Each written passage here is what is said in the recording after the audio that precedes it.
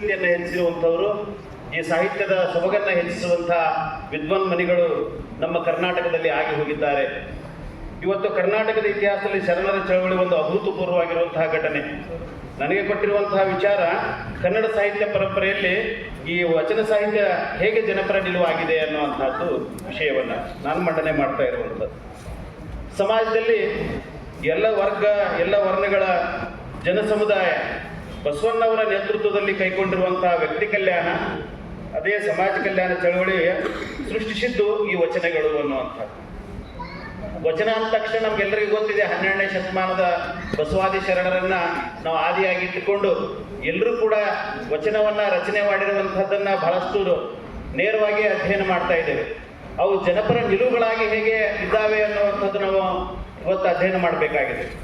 ಎಲ್ಲ ವಚನಗಳು ಕೂಡ ಜನಪರ ನಿಲುವುಗಳಾಗಿ ರಚನೆ ಆಗಿರುವಂಥದ್ದು ಅಧ್ಯಯನಶೀಲರಿಗೆ, ವಿದ್ವಾಂಸರಿಗೆ ಅರ್ಥ ಆಗ್ತಾ ಇದೆ.